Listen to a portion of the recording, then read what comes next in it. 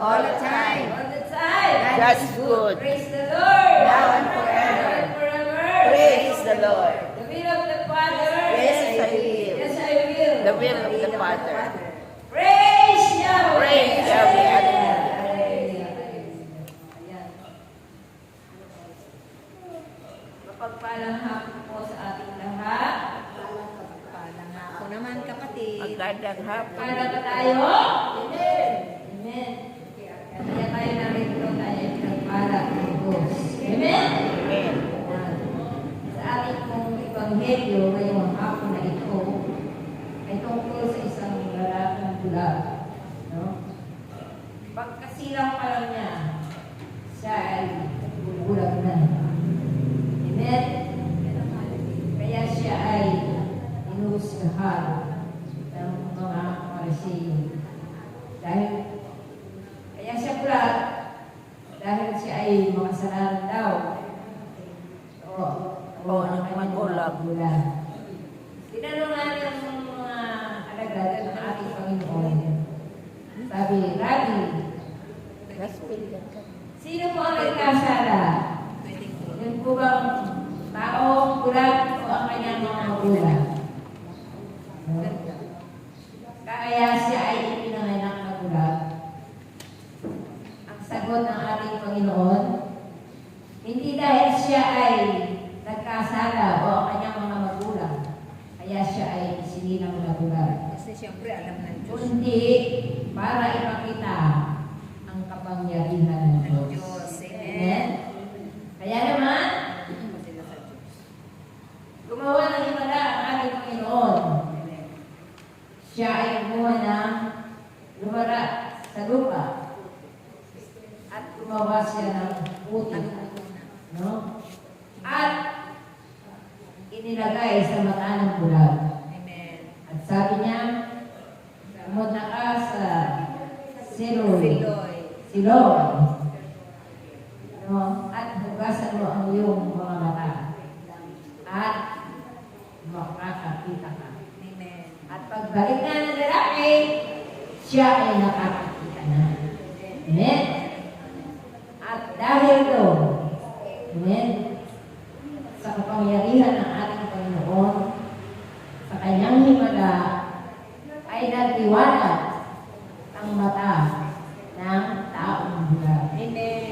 Yung hindi niya dati nakikita, ay nakita na niya. Amen? Pati ang kanyang espiritu ay naliwanagan. Amen? Sapagkat,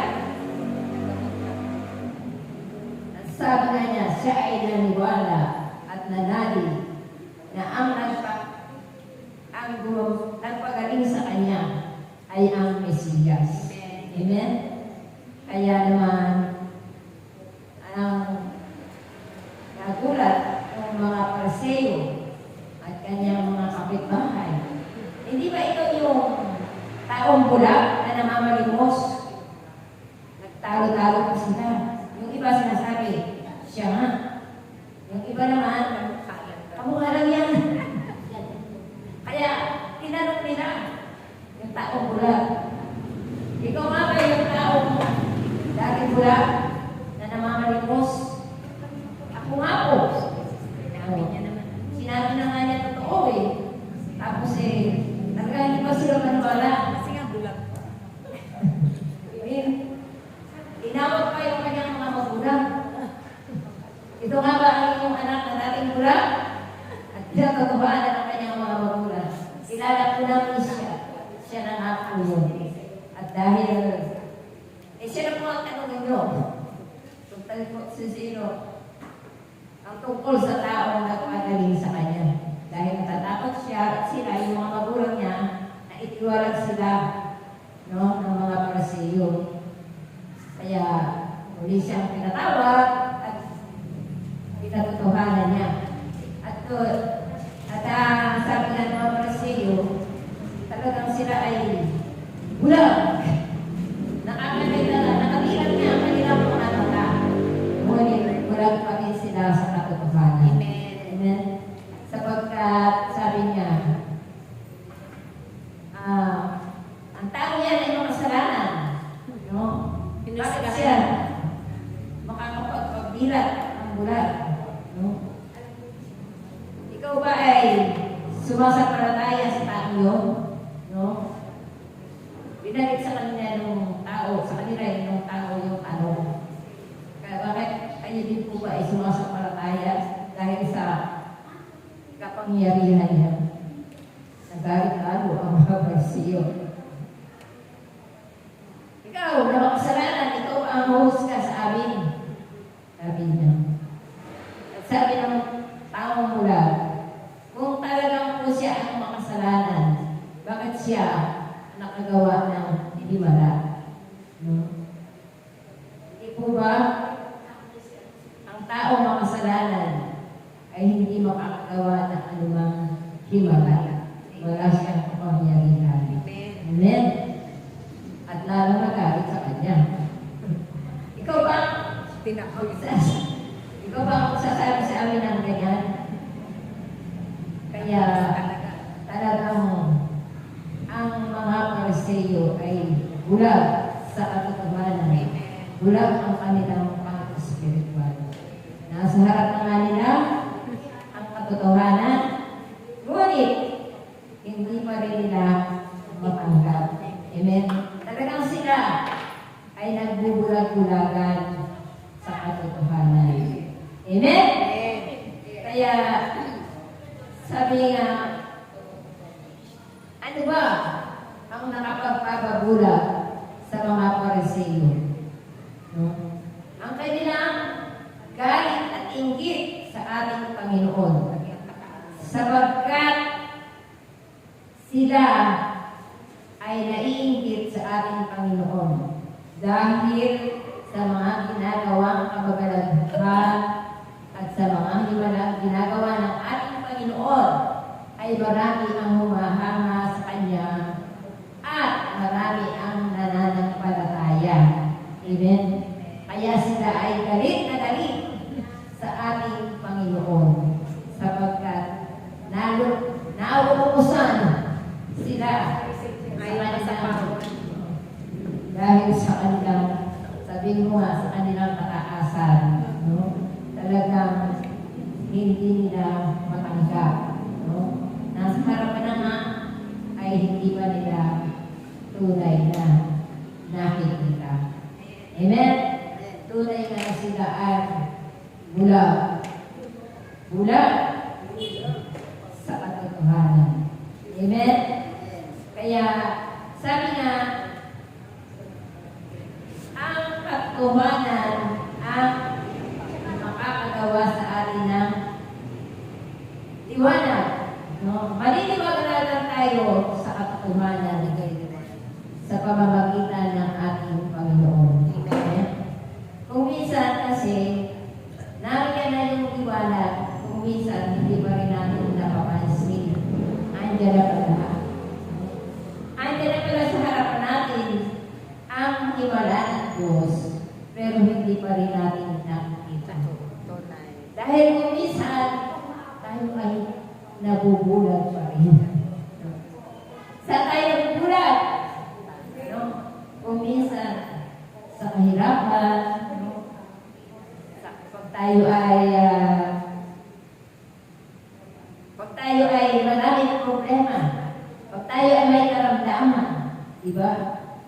Talagang ang nakikita natin ay yung dilim. Amen? Hindi natin nakikita ang kaliwanagan. Amen? Kaya sabi nga, kung tayo ay nakakaranas ng pagkurusa, ng paghihirap, no? Ang titigan lang natin ay ang ating Panginoong Jesus na nakabayubay sa krus. Amen? Na siya magpapaalala sa atin na mas higit ang kanyang dinanas na paghihirap para sa ating lahat. Amen. Para maliwanagan tayo na ang kanyang paghihirap dahil sa kaligtasan ng lahat, siya ay nagtagumpay. Amen. Amen? Amen. At siya ay muling nabuhay. Amen. Amen? Sa kanyang pagkabuhay, namatay na tayo sa kasalanan. Amen.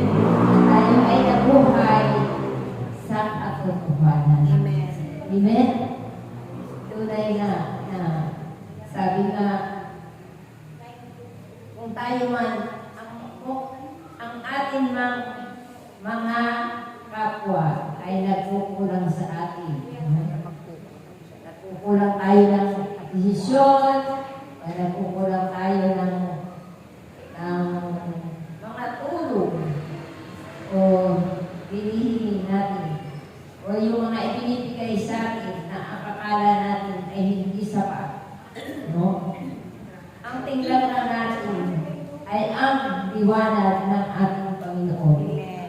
Na anumang pagkukulang na hindi natin nakakamit ay ang Panginoon ang magpupuno sa anumang kakulangan na inaasam natin sa ating buhay. Amen. Lalo na ang pagmamahal Na talaga. ng ating kapwa. Amen?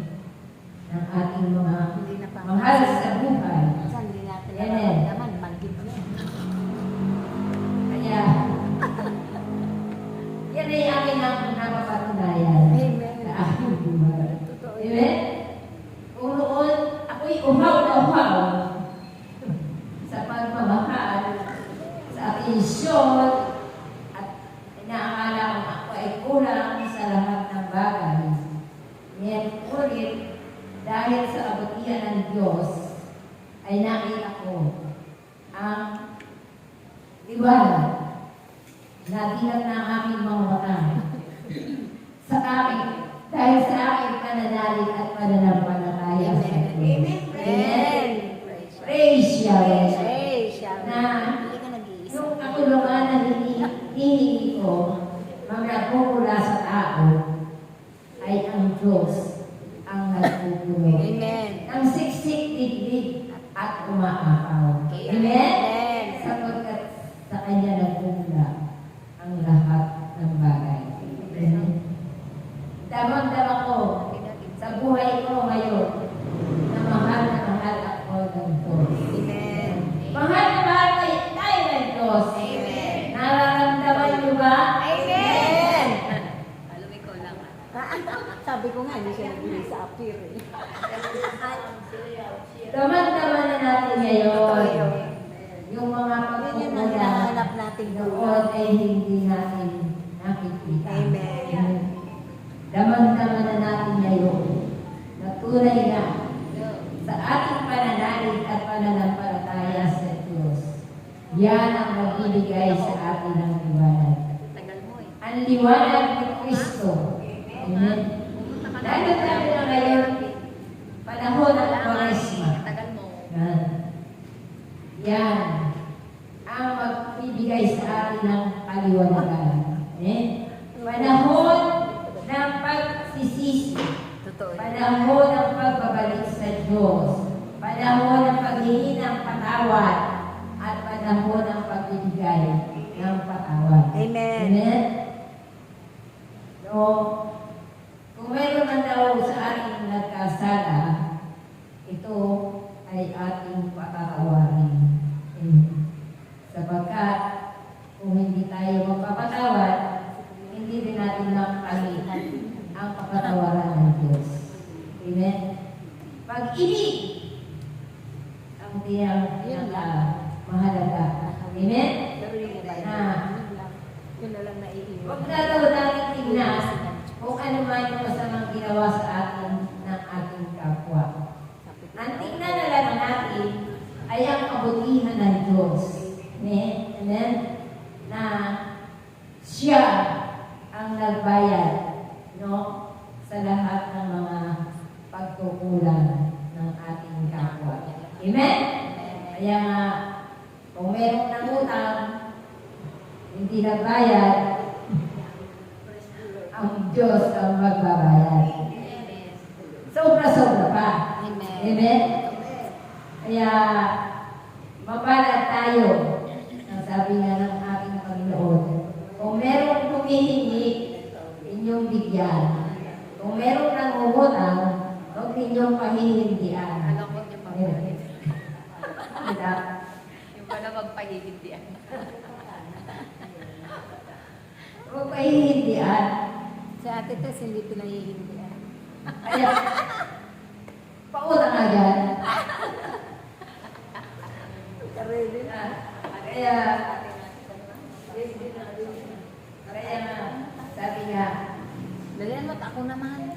Bilisan mo. yan Ano na na sila Ate Amen. Marlene. Dalian mo na si Ate Marlene.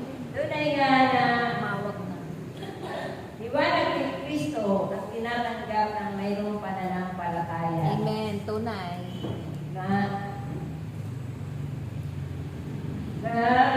Praise the Lord! Amen forever. Amen forever! Praise the Lord. God is good! All the time. All the time! God is good. Wala tayo. Praise Yahweh! Praise Yahweh. Hallelujah. Praise Yahweh. Yan.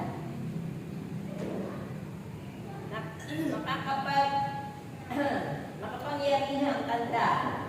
Ano? Liwanag sa mata ng may mga pananalig at pananampalataya. Amen? Kaya nga, tanggapin natin na tunay nga na ang liwanag ng Panginoon ay tunay na gumagawa ng himala. Amen? Liwanag sa dilim. No? Kung dati tayo ay upuhay Sa taglima. sa kadiliman, ngayon tayo ay nabubuhay na sa kaliwanagan. Amen! Amen. Kung noon, punong-puno tayo ng galit, Puot. puot, sama ng loob, Kataasan. pataasan, kayabangan. Amen.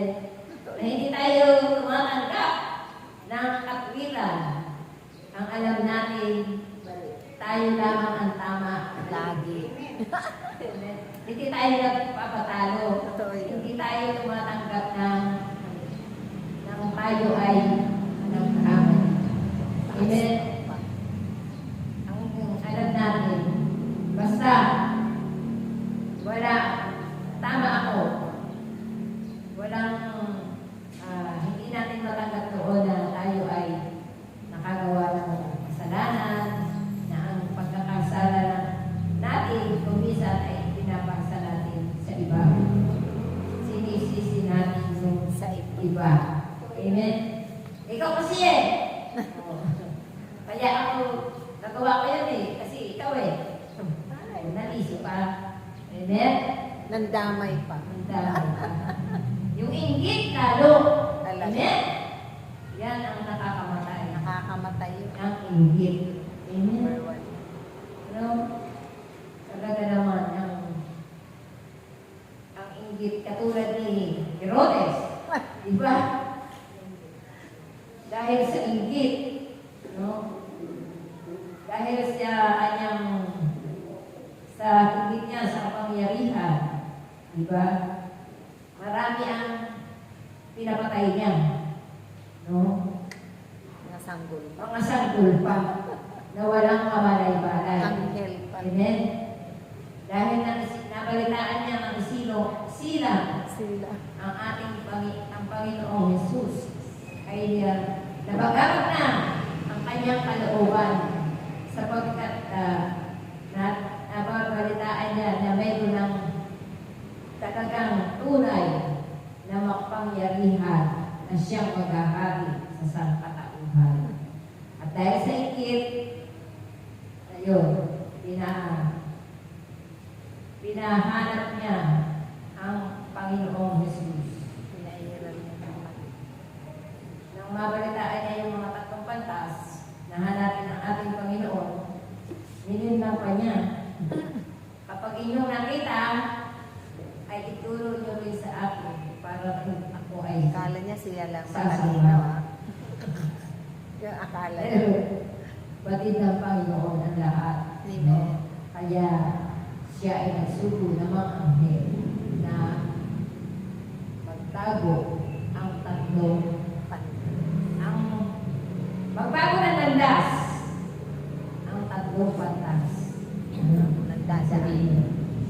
hindi lang pang physical o pang literal na pagbabago, kundi pagbago tayo.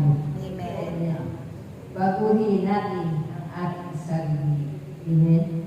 Pabago sa Diyos. Talagang yung inggit ay maraming epekto, masamang epekto ang bubunga ng inggit. Amen? Amen. Ayan. Lalo pat natin sa ating sarili. Pag meron tayong inggit, nakikita natin na yung iba ay maasenso. No? Hindi lang sa pangkabuhayan, kundi sa karuguman. No? Talagang hindi makatulog. Iniisip, paano ba Mahigitan. mahihigitan yung kanyang pinaiigitan. Talaga. Amen? Kaya napakalaking epekto niya. Masama ang pinubuha. Amen? Kaya nga, sa oras ng ngayon, panahon ng Kwaresma, ito na tayo tunay na hinihintay ng ating Panginoon. Lalo na sa mga tao na kalilimot sa Kanya, na marami ng pinagkakabalahang iba't ibang bagay, na wala ng panahon, na manalangin, magnilay, para sabahin ang ating Panginoon. Marami na ang nawawala ng pananampalataya. Amen? Lalong-lalo na sa panahon ngayon. Ano na ang nangihibabaw? Ang galit, ang karahasan. Amen? Sa halip na mag-usap, ano ang mag-usap sa mahinahon na pamamaraan? Ngunit mga balik ang ginagamit sa kanila. Ang kapangyarihan ang Ang tinayin. kapangyarihan sa maling paraan. Amen? Kaya nga, lagi natin ipanalangin sa ating Panginoon, nawa ang maghari sa bawat puso ng mga tao, lalo-lalo na ang may mga kapangyarihan doon sa mga bansa na may kagustuhan ay pagpili. Amen? Maawa sa mga tao na nagtutusa dahil sa mga kagustuhan. Amen? Na napakalaking epekto hindi lang sa kanila, kundi sa buong mundo. Amen. Amen? Ang kahirapan. Amen? Ang mga takot na nararamdaman ng mga tao sa mga panahon ito. Amen? Sa bawat pagdinig nila ng malalakas na pagsabog ng mga bomba, mga malalakas na sandata, tunay nga na wala silang kapayapaan. Laging takot ang kanilang nararamdaman. Kaya nga, ay dito sa ating bansa na talagang magulo. Panalangin natin sa Panginoon. Walang imposible Amen. na may hilangin ang ating Panginoon ng mga tulay na maglilingkod sa bayan, sa Diyos at sa mamamayan. Amen? Na ang kanilang layunin ay para sa kabutihan. Amen. Amen? Kaya,